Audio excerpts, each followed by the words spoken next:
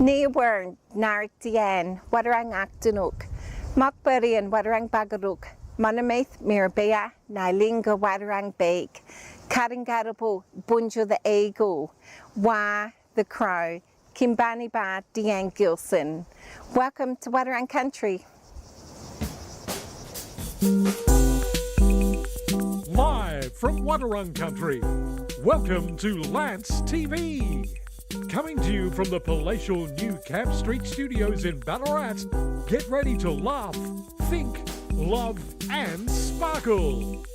And now, it's time to turn that camp dial all the way up to fabulous. Here's your host, the multi-award-winning Lance-tastic, Lance de Boyle. Welcome to Lance TV. I'm Lance de Boyle, and we're coming to you live from Wadarang Country here in Ballarat, resting place of Bunjil the Eagle. You can see that it's just Breezy and I on the stage tonight, shooting the breeze. So pull up a chair, get a drink first, pull up a chair, come and sit down. I have to go around this way. I've cut myself off at the table. Look at that. Just for everyone watching at home. Oh, this is good. You might be even able to almost make out my badge. Maybe not. Anyway, keep a close eye on the badge. Our special guest tonight is coming in virtually from down in Melbourne. But before we introduce our wonderful guest, I just kind of wanted to make mention of some news that came out of Iran today with the US saying that Israel had been bombed. That Israel had bombed Iran. If there was ever a time for peace in the world and harmony with each other, now it really is the time. Things are starting to look quite interesting in the Middle East for all the wrong reasons. So to anybody who is of Middle Eastern descent, we welcome you to the show. And please know that we love you, and our thoughts are especially going out to Iranian and Palestinian families during this time. With that all being said, I'd now like to segue, Breezy and I, hi Breezy, we would like to segue to our wonderful guest this evening who's coming to us from all the way from Melbourne down there at Naarm. And our wonderful guest is the one, the only, Anastasia Lee. How are you, darling? I'm pretty good. A bit somber after your introduction. Thank you so much for having me on the show. Thanks for being here. It's quite a chilly night in Melbourne, and I got out of my bed just to put on makeup for the show tonight. So I feel extra special. Fantastic. Well, don't let it go to waste. It is a Friday night, and maybe you could sort of step out a little bit later if you feel like it.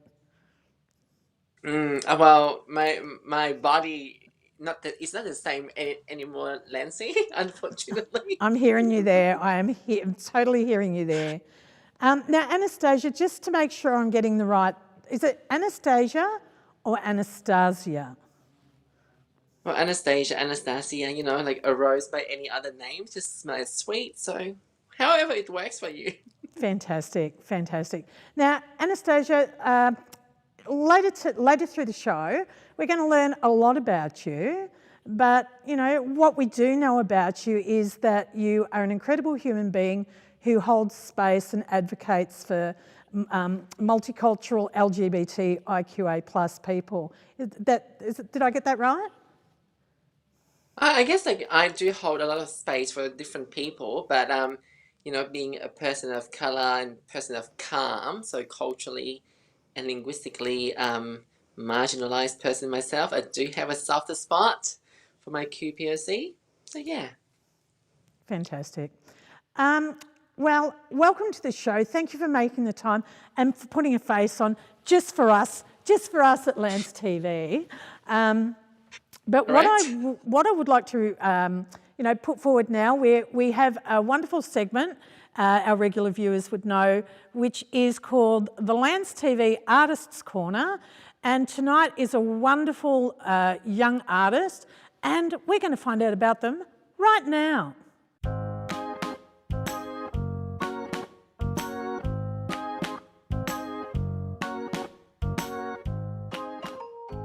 I am Karter Aver. I am 17 and I use he, him pronouns. Yeah, I experiment with all different mediums, including watercolor, graphite, even 3D mediums such as crochet and sewing on occasion. Made pom-poms by wrapping wool around my fingers, tying it off, and then trimming it to size before hot gluing googly eyes on. I've always been getting into making stuff as long as I can remember. It's always been my way of communicating what I need, like who I am. It helps me communicate things when words aren't enough. That's okay to be you. It's okay to not be okay. You don't have to fit into society's expectations because 9 times out of 10 they're unrealistic. Yeah, I come in once to twice a week just to paint. It's, as Tony has said, I'm part of the furniture. I enjoy working with oil medium to create expressive paintings. Oils I started about a year ago now and has been my favourite medium since. Holly introduced me to oil to have a play around with during my first moment in work experience here in TBH, and I was using it for a anatomical body reference, and I liked the way that the shadows were able to be portrayed. Any colour could be blended.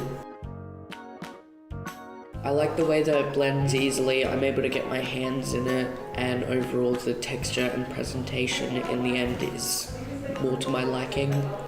Because of the fluidity, the fact that no matter how long it's left, you can always come back and add layers and blend into it. I like the way the finish comes out and how it's smoother than others. So if I haven't been able to blend it out well enough, in my opinion, on the first try, I'm able to go back and keep working on it, whereas with acrylic it dries down too quick. My favourite projects are often like self-reflections on how I'm feeling, so taking feelings that I've been struggling to cope with and putting them onto paper, canvas, whatever I've got around. A lot of my paintings are to do with my mental health and gender expression, which isn't always accepted in modern day society, which honestly doesn't really matter, it's my life. Everyone should be able to live their own path.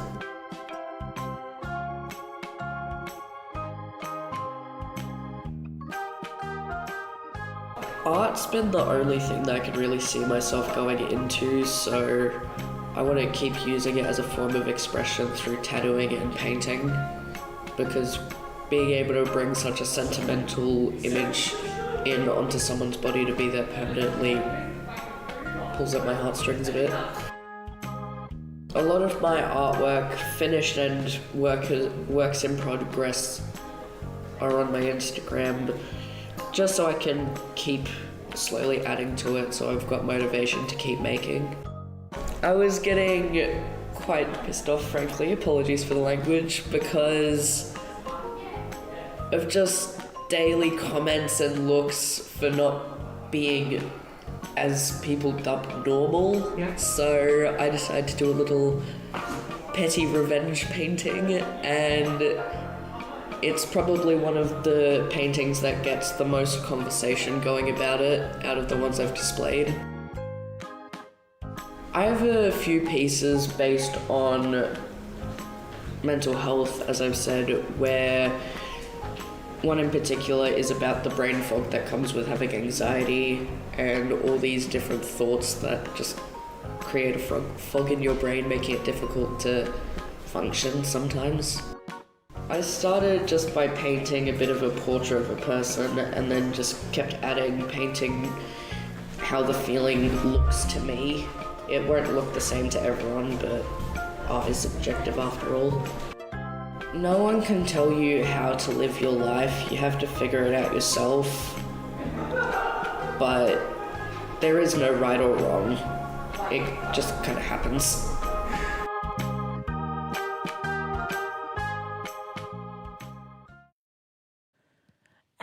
we're just on Facebook now. How was that? It was a wonderful story with that young artist, Anastasia.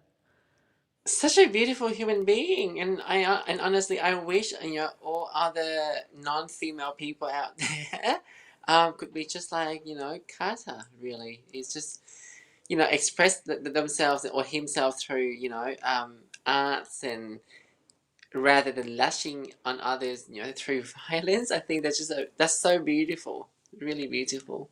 Yeah. Absolutely, absolutely. And I believe that they're 17.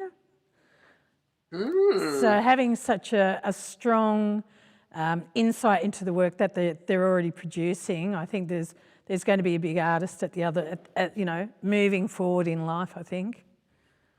And like very mature as well, and very sensitive and sensible in a way. Yeah, very thoughtful person. It's so great to see such energy and such faces like that in our community. So yeah, how wonderful is Absolutely. that? Well, this has been the Lance TV Artist Corner has been a project of our director, so Dr. Sophie Pilbeam, who's waving to us from the control room now. And so this has been a project that she came up with last year and said, wouldn't it be great if we could just put a focus on LGBTIQA plus artists in Ballarat and across regional Victoria and from Melbourne. And it's proving to be a really wonderful little segment, really being able to spotlight people who, may or may not otherwise get the attention. Yeah, it's such a great initiative. So I hope I can help somehow in some way in the near future. Absolutely. And while we're on Facebook, if anybody has anything that they'd like to drop in the thread, if they've got a question for Anastasia as we're moving through the show, drop it in the thread and we will be sure to ask. Right now there's one from Ramsey saying, hey, Lance and crew, woof. And tomorrow a member of our community, Ramsey Anastasia, is part of a memorial brass band here in Ballarat, and the community is going for a come and try day at the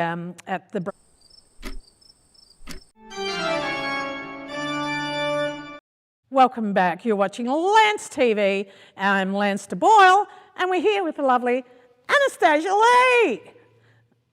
Thank you, Lancy. Thank you for having me. Thank you for being had. And every time you say that, that's the answer you're going to get. I will stop then. Now, Anastasia, we did a little pre-show chat on Tuesday evening. And, as most people who are aware with the show, we always ask this special question of all of our guests. Where were you born? So I was born in Saigon, or Ho Chi Minh City in Vietnam. And then, I came here when I was in the end of 2005. I was 16 at the time. So, quite some times ago. Amazing. And you were 16 when you got to Australia. Talk to us about that point in time. Sophie, if you want to flick between Anastasia and myself as we're talking, that'd be great. Sorry, Anastasia. So, Anastasia. Yep. Okay. Yeah. Sorry. That's all right. I'm just trying to cue Sophie into giving you the camera when we're talking. So sorry, it was 16 when...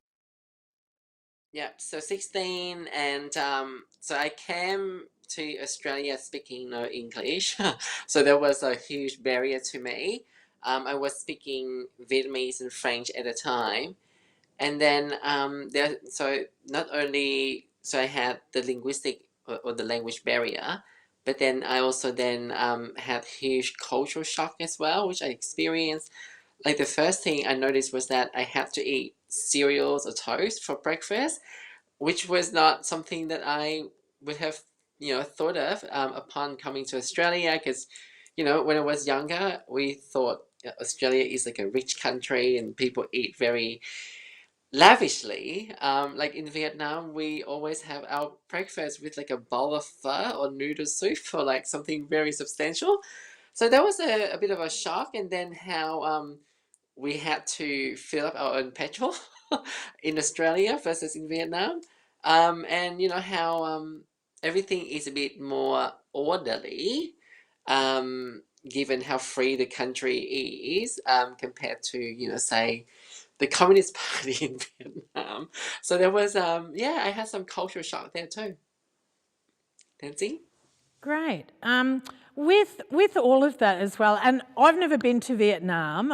My very limited understanding is that Vietnam is largely a Buddhist country. Is it Hanoi the capital city? Yep, so Hanoi is the capital city. Um, um, Actually, Roman Catholic and Buddhism, or specific branch of Buddhism, would be the main religions in Vietnam. But I think a lot of Vietnamese people, they kind of, you know, believe in their ancestors, and they have a lot of events and commemoration around their ancestors and deceased family members. Yeah, Hanoi is the one, and then but then however, Saigon, or where I came from, Ho Chi Minh City or Saigon, it's like would be the equivalent of Sydney to Vietnam. Very, very alive, very lively. It's like it's almost like it never sleeps. Um, there's like you can always find something to do, um, at any hours of the day, really. So yeah, so that was another shock that I had. Yeah. Amazing. And when you and your family arrived in Australia, you actually had two languages, didn't you? You had Vietnamese and French, Yeah. and you're coming to an So English-speaking country. How did that work out for you? So first of all, I came on my own at first. Now it was interesting, right? Because for me, like I just could not pronounce and write in English properly because a lot of my dictation was still influenced by my French, by my bilingual French and Viet brain.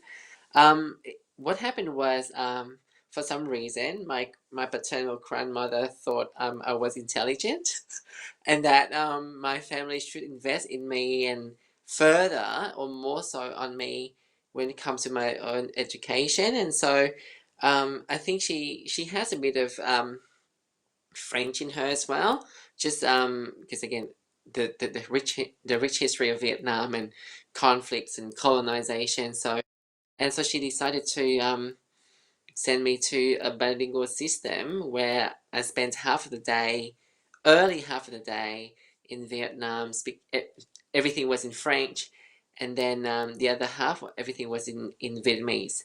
So yeah, I came here. It took me some time just to get used to the language. I think English is somewhat a bit easier to absorb once you have learned French or anything that has a Latin root to them. Yeah, and so it took me about, I think, 6 weeks to complete my English course in Australia, and yeah, I just went to high school from there. 6 weeks. 6 weeks. Or should I say, actually, maybe I should have started the show with Bonsoir, Anastasia. Comment ça va? Ça va bien, merci. Hey!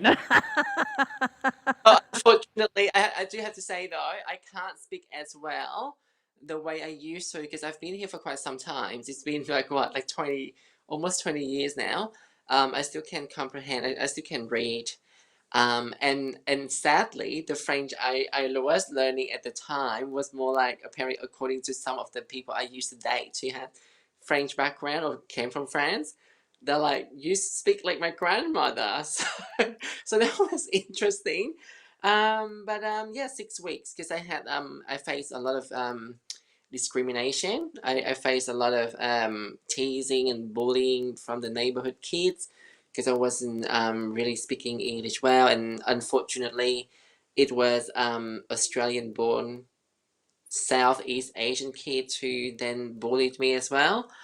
So it actually gave me the drive to really push through my English course, and yeah, I went from not speaking English at all to yeah, I graduated my English course in 6 weeks. It's absolutely amazing. 6 weeks. Like I actually just struggled to speak English as my native language, let alone trying to learn a whole new language in a 6-week period. You went on, you did your VCE and you found Yeah, yourself at university, didn't you? yeah. So I was well, just like almost every Southeast Asian kids and South Asian kids, I was trained to be a high achiever. And then yeah, I went to university. I went to Deakin University, and I graduated in bachelor degree of food science and nutrition. It did take me teeth and nails and blood to really get through that course. With everything was happening in my personal life, but then yeah, I graduated with a science degree. You go. Look at you go. Amazing. Anastasia, we're going to go for a short break, and when we come back, we'll have more Lands TV and more Anastasia Lee right after this.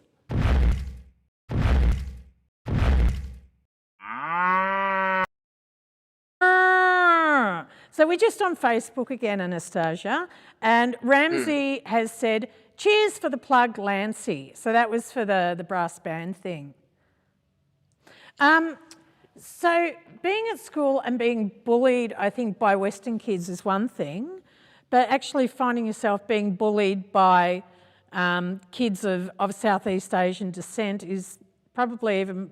Was that harder to take?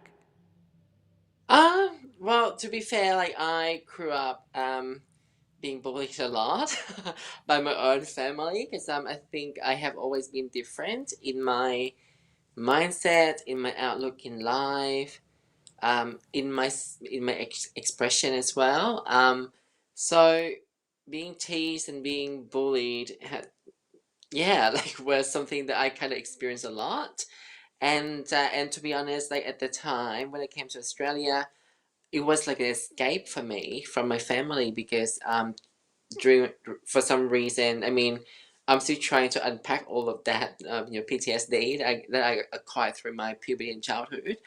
But yeah, I just it was too stuffy at home, and it wasn't great for me to be with my family. You know, I would end up like having almost every day, spending my day in the bathroom crying for no reason, or yeah, a lot of so no, I think it actually got me stronger, and again, as I have said, it gave me the drive to really complete my English course in 6 weeks.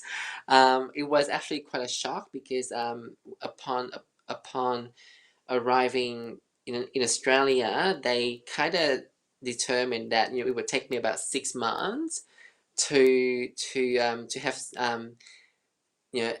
sufficient English skill to start VCE. So yeah, so it was quite an achievement, and I appreciate that push from the community, to be honest.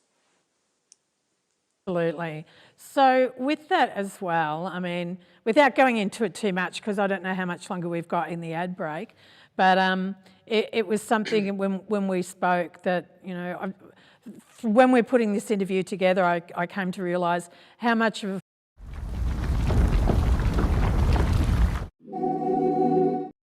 Welcome back. I'm Lance DeBoyle, you're watching Lance TV, and we're having a beautiful chat with the lovely Anastasia Lee. In the first part of the interview, we learnt that Anastasia was born in Vietnam, came to Australia at 16, did VCE, went to uni, learnt English in 6 weeks, so like a month and a half, and was bullied at school. But all of that was really put the fire in your belly to succeed and just push people to the side and go, no, please, out of the way. So uni, you're finding yourself, and as you got older, you became more and more aware of your gender and your sexuality. Do you want to talk about that, please? Yeah, so uni was a bit of a struggle for me because I spent most of my teens to my tweens as well, just trying to get into university, trying to understand what I wanted to study. And yeah, I think it is part of a cultural trauma there, where that's the only thing we've been raised to think about. But at the same time, I started because of that. When I entered university around the age of 19, 20, I started to question, and I started to have really strong attraction to certain people. And yeah, it really affects me. And at the time, that was around like not even 2010. Oh, that should be like 2010 by then. Um, yeah, I just started to question things like about homosexuality, and I was living a male life then, and so I had to look it up. But then there wasn't much resources around there, and then the fact that there's also strong queerphobia in a lot of countries rich in colonization history. And then, so all of that's kind of collided and really created multitudes of different barriers to my mental health, and really lengthened my yeah, just the course of my study at university. And throughout that time, things didn't go quite well with my family at the time. And so I had to work and support myself and support my tuition fees and everything else in my life, from the age of like 20, 21-ish, thereabout, until my graduation. So that was my university. It went from expectedly, it wasn't expected 3 years to 5 years with ongoing psychotherapy treatments as well. And of course, at the time, psychology field, it wasn't that friendly to queer people or anybody experiencing, yeah, um, some occurrences, right? Some may say spiritual, and then yeah, so it was quite a journey there. It was very, very long, it felt. I imagine it would have been quite the journey. With your family, like, because you came out with your family and everything was great, but then you started to kind of really tap into your authentic self, and you were having people around you outing you. What was that about? So that it was my family members, or my relatives here who then outed me. So I actually never got to come out twice, as a back then mistakenly gay male, to a trans woman. I never got to come out or really earned my sovereignty and my story to my family. A lot of the issues and the hurdles I had to go through came from just family, really, and the lack of understanding, the lack of cultural support. Yeah, it's all just that. And and to be honest, like as I go further with my womanhood, and as I get older, it's I really come to understand the trauma, people from my families, and to an extent people from countries like mine go through, and why such strong conservative ideologies are there, to the point where almost like uneducated and uninformed are there. So yeah, I've made peace with that somehow, and yeah, just try to help people within the calm group as much as I can for that reason. With that outing as well came a split with the family. You found yourself really kind of falling on very hard times. Can you give us a bit of insight into what happened when you split from your family? So of course, like financially, I had to be financially independent, and then you know, my tuition fees was of course like 2 to 3 times more expensive than Australian or anybody who entitled to Commonwealth support. And then of course on top of that, I had my own expenses, my rent and everything. So one way or another, I should end up being a couch surfer and a bin chicken, as I call it. And I think that's something that many of our community members go through as well, and are still going through. So yeah, just work 5 jobs a day on top of studying and trying to really keep myself. I think I actually know to think about it. Because of that, like my life was like the decision process was quite linear for me. Even though I had a lot of issues that our community members would have, from suicidal attempts to poor mental health issues, but because also my access to care was so restricted, a lot of systemic and structural imposed, so I had to suffer, or really to live through.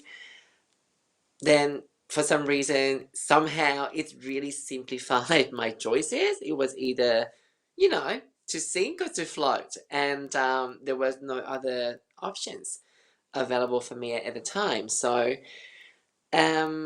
yeah, and so it really built me to be who I am today, and lead me to the work that I've been doing, and the advocacy work that I have been doing for the past almost a decade. Amazing. In amongst all of that as well, Anastasia, you ended up applying under asylum seeker, and Yeah. you were kind of in limbo for about 8 years. Talk to us about being a trans woman who's couch surfing, who is now estranged from family, and an asylum seeker in Australia. Yeah. So at first, so to be fair, given all of these limited resources I had, I couldn't afford or even reach out to um, reliable support from a legal aspect, and I got myself a very dodgy person to handle my case. At the time, I wasn't aware of my womanhood, or like the woman in me. And so we applied on the ground of just me being a gay man, and even when I started to explore and understand my gender identity a bit better, he disappeared. So what happened was, when I lost my original application, it took the Immigration and Home Affairs Department, I can't remember which department it was, but about 2 years and a half to then reject my application, and then I applied for an appeal, and it took them about 2 years and a half to 3 years to then process my appeal, and then they gave me about a few months just to get ready for the tribunal, and then when I won the tribunal, COVID happened and all this backlog, and of course in between, we had the Syrian war, and we had all these things going on, all of these refugees intake from overseas as well. So it kind of resulted in me having to renew my preaching visa every 3 months. And again, like, things were not as systemically, and I think from a social support perspective, there wasn't much resources to help those like myself. Like asylum seekers resources were very limited. Even like access to, and then a lot of systemic issues and structural issues as places like Red Cross and things like that, because they required paperwork. But I'm like, well, my passport is not valid. I have to get onto a computer, which I no longer have access to, because I had to sell everything I owned. And then or I would have to give up my cash in hand job to spend like half a day on the phone just to get through somebody, and who might have not been helpful to me either. So and yeah, it's really it was quite a glorious time. So I did everything I could to survive and live, and yeah. So I worked, and that's where I became a couch surfer and a bin chicken at the same time.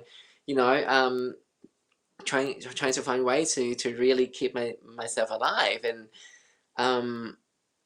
to be honest, like I did think about well, things might have been a bit easier if I just ended everything there.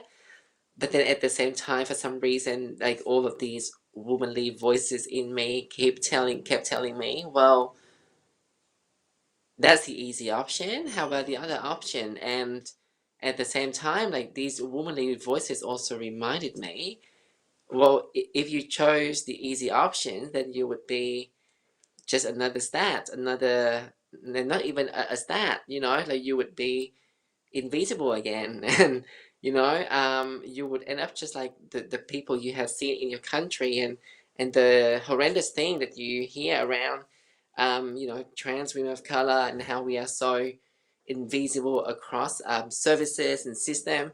So yeah, so then I think it was those maybe it was the woman in me that really tried pulling me out and keep me alive all this time.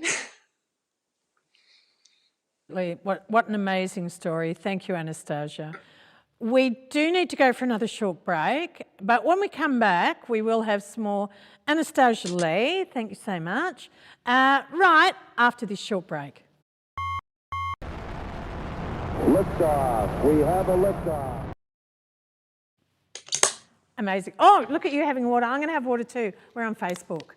We are on Yeah, I have Facebook. liters of water, so drink your water, people. That's right. Hydrate, hydrate, hydrate. Hydrate. That's how we Asian have our skin. Hydrate and bone broth. That's yeah. And stay out of the sun. That's right. This is years worth of wheat bix. No.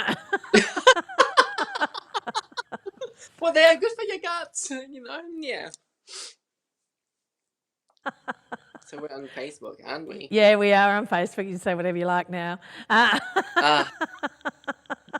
Yeah, I'm so sorry if I went off, because I just could not know. Yeah, I mean I did not know. That's like, fine. But we are on Facebook and people are still watching. So, but you're doing well. Are you enjoying the interview so far? Yeah, no. I'm very comfortable with my journey. It's yeah, it's been quite some times now. So yeah.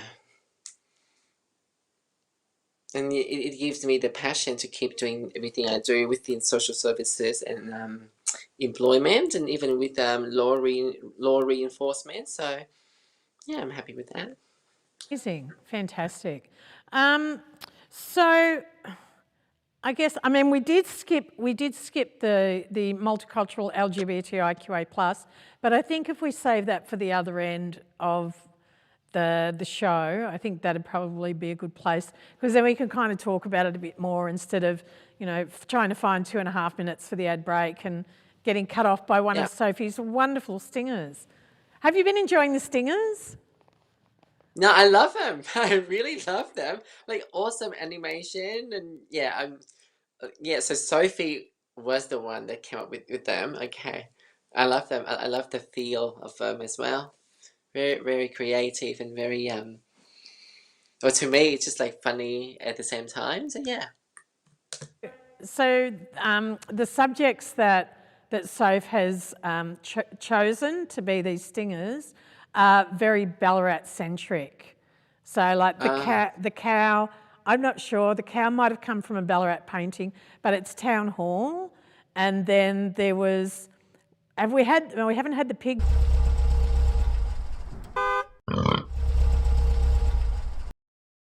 Welcome back, Channel 31. You're watching Let's TV. I'm Lance de Boyle. This is Anastasia Lee.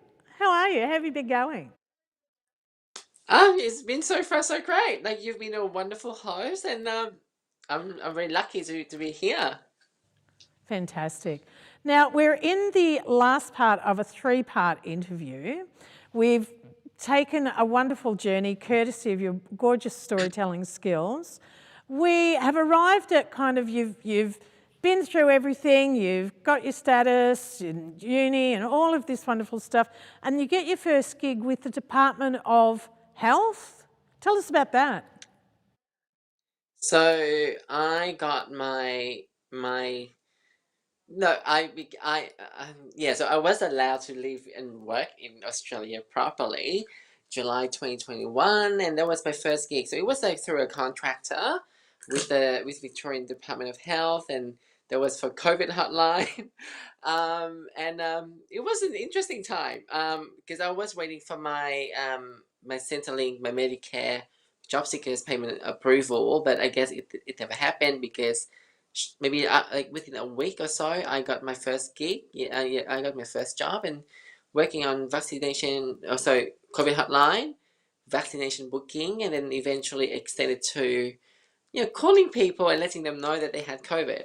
So that was a fun time, really fun time.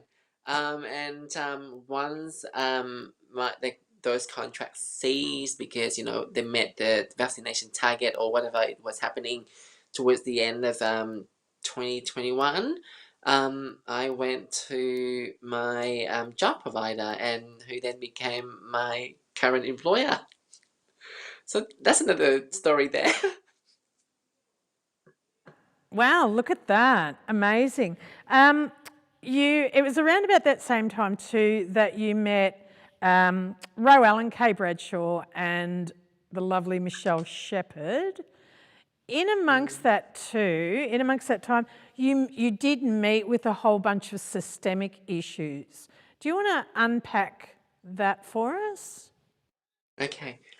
So to be fair, so when I was in limbo with immigration departments, I decided, well, I'm not gonna, because I graduated university.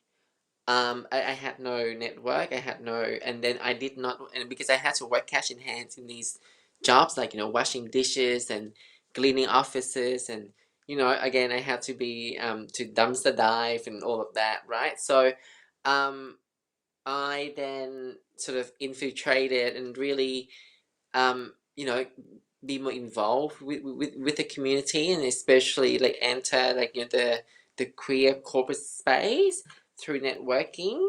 And that was how I met Royal and Kay Prashaw, Michelle Shepherd, Daniel Whithouse, and all of those wonderful people during my time waiting to be processed or to get my approval for protection visa. And and that was how I got to Joy as well. So I actually know them way before 2021. And the systemic issue, so because I have lived through it, and then on my end, so of course, when I work with Department of Health, I picked up a few things. For example, if a family of 5 and 3 of them are like young children, and so therefore, all of the phone number attached to them would be the parents. And there were days where I had to call the same household like 5 times to repeat the same quarantine guidelines. So that was really fun for anybody.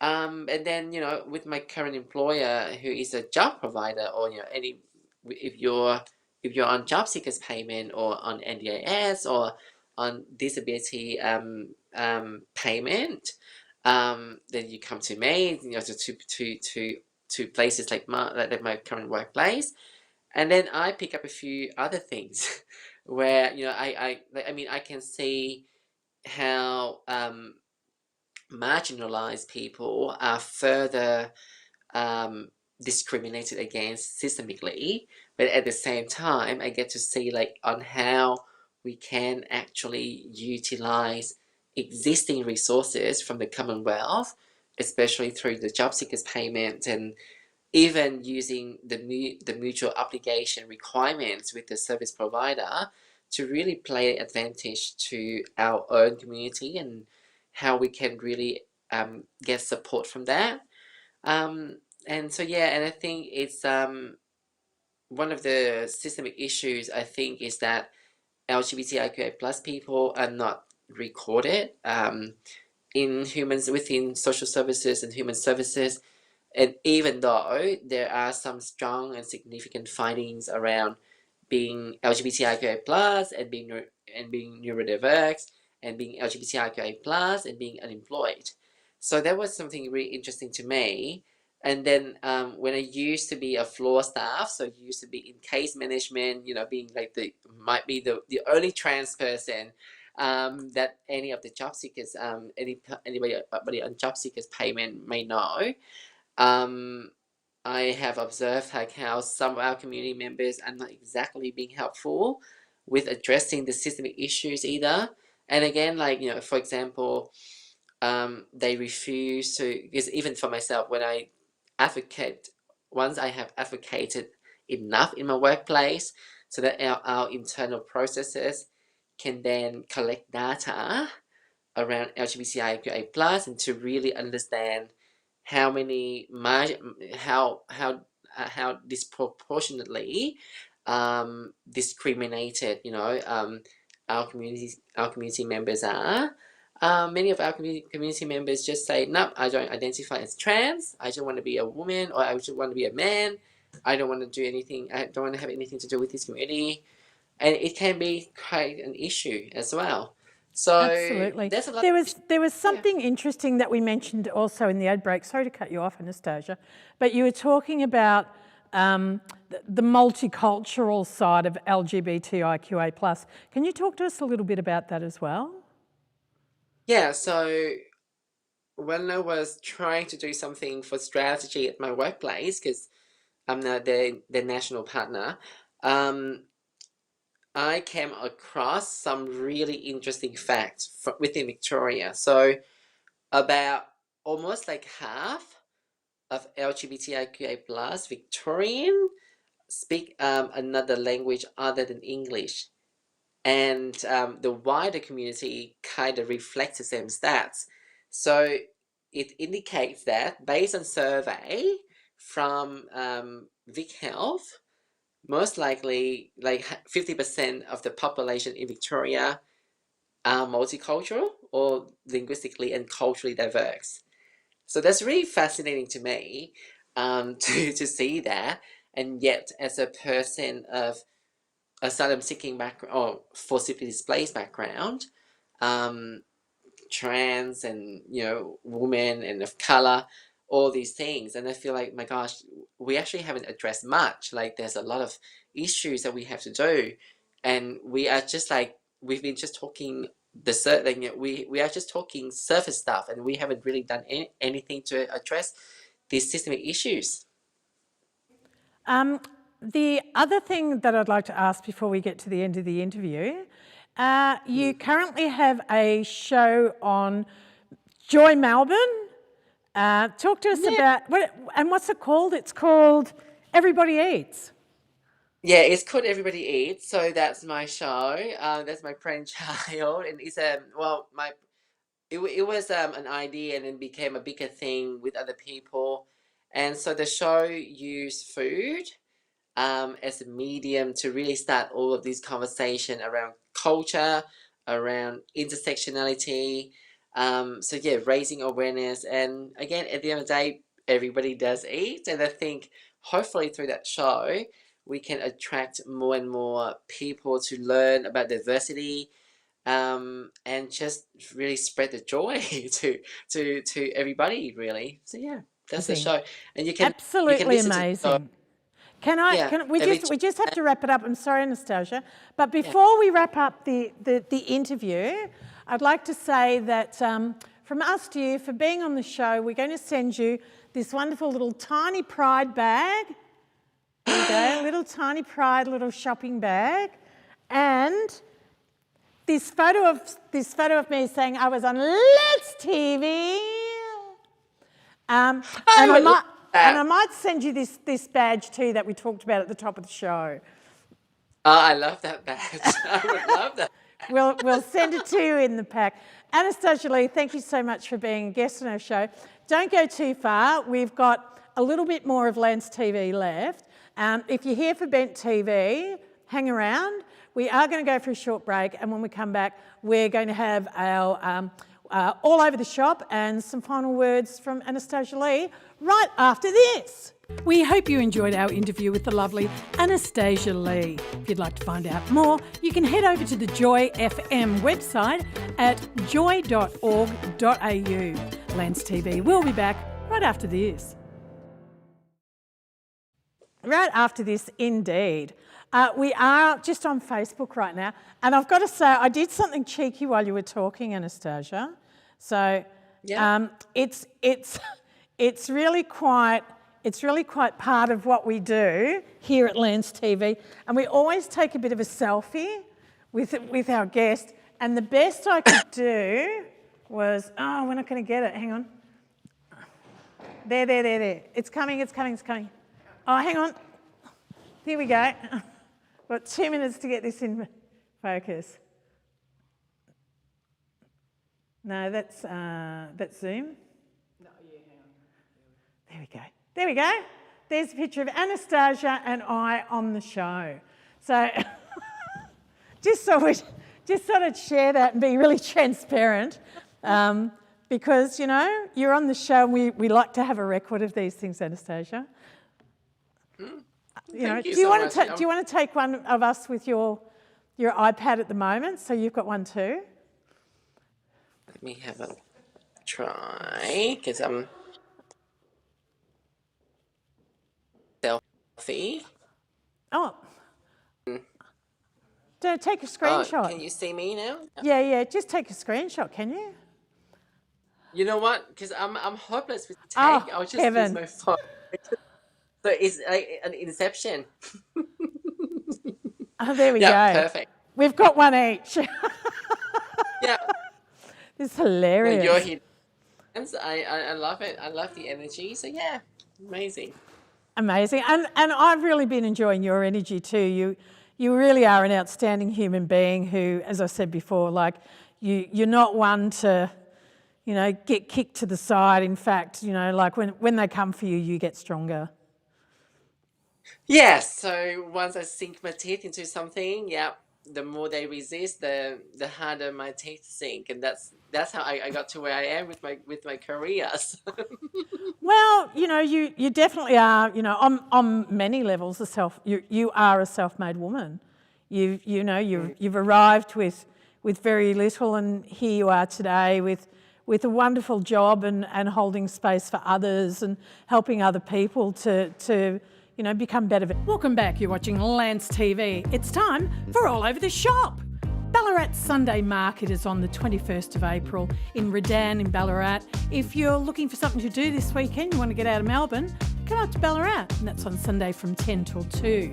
The Bishop's Palace, there's a 2 to 3 hour paranormal investigation at the Bishop's Palace in Ballarat on the 24th from 8 till or 7 till. 26th of April is Lesbian Visibility Day, and hello to all our lesbian friends who are watching the show, and I mean all our lesbian friends. 27th of April at 2 o'clock is a trans creative writing session in real life at Melbourne and online. Crochet for yarn bombing at the library here in Ballarat on the 27th of April from 1 o'clock. We're getting ready to yarn bomb Ballarat for Pride Month. The 4th of May from 10 till 3 is a plus market at the Coburg Town Hall at Coburg City Hall. So if you want to get yourself along there, that'd be great. Anderson's Mill has a national trust. There's a National Trust Anderson's Mill Heritage Weekend happening on the 11th of May from 10 o'clock. There you go.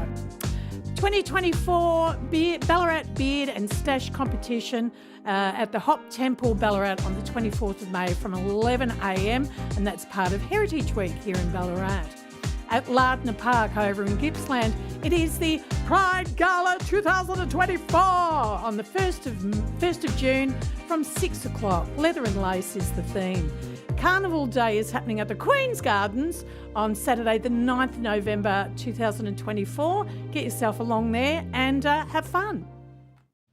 And there you go, indeed. Get along to any and all of those things. Maybe you've got an International Lesbian Day happening somewhere near you, and I urge you to go and support your lesbian friends. And when I say lesbians, I mean all lesbians, not just a certain sector of lesbians.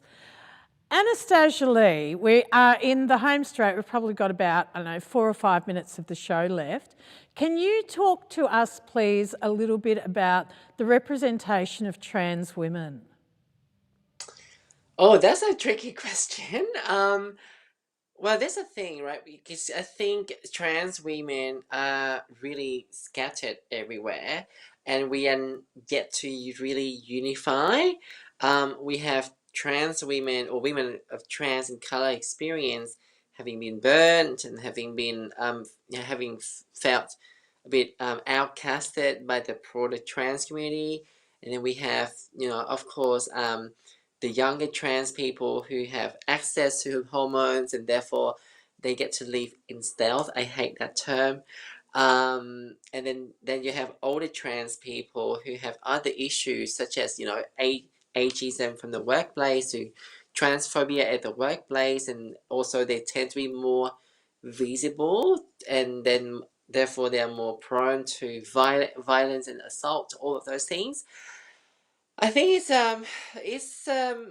I think we need to start healing amongst ourselves, and we really need to start showing that we used to lead the pride and the queer movement, and it's just we have to keep on leading. And I understand that we've been hurt and we've been traumatized, and it's been decades, and like the lesbians and the gays seem to move leaps and bounds beyond us, and we are still somewhat behind. But at the end of the day, I think it's our capacity to be able to find our authenticity and embrace ourselves amongst all of these hardships, as well as our really unique perspective on misogyny and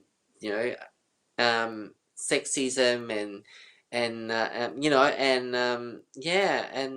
androphile even, or androphobia even. So like all of those things can really provide us some significant insight to be leaders.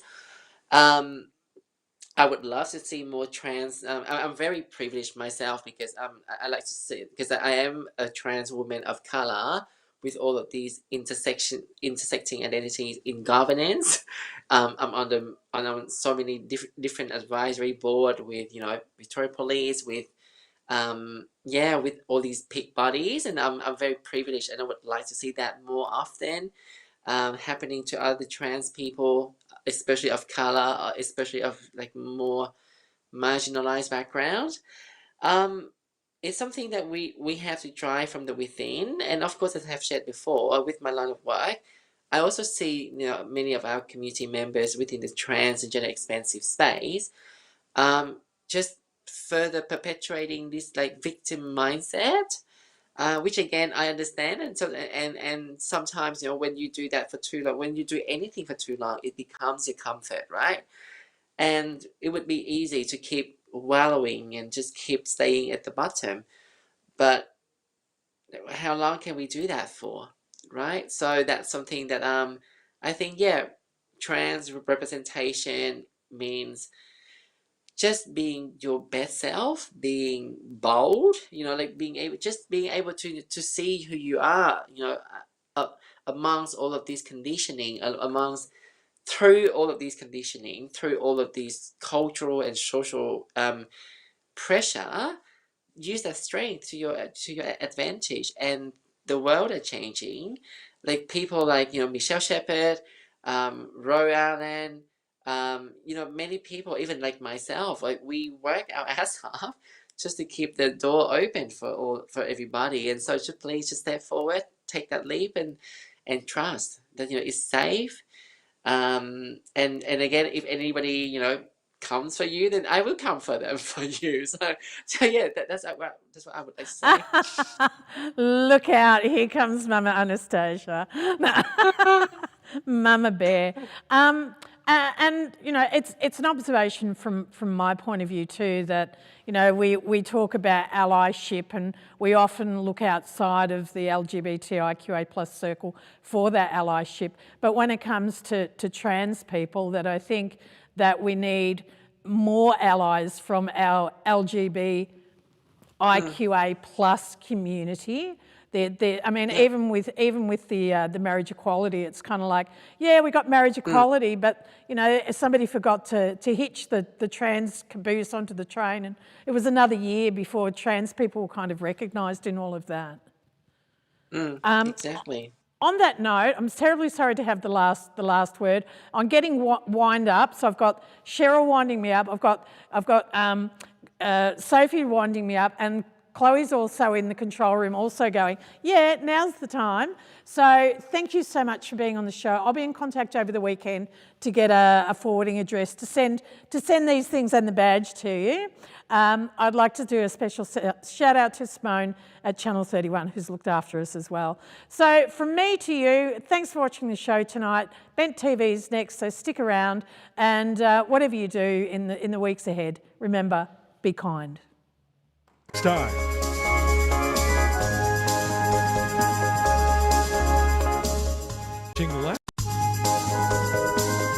Thanks for watching Lance TV. We'll be back same time next week.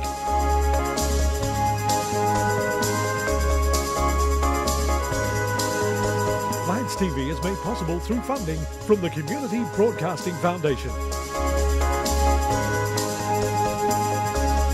I'm voiceover guy Randall Smith. See you next time.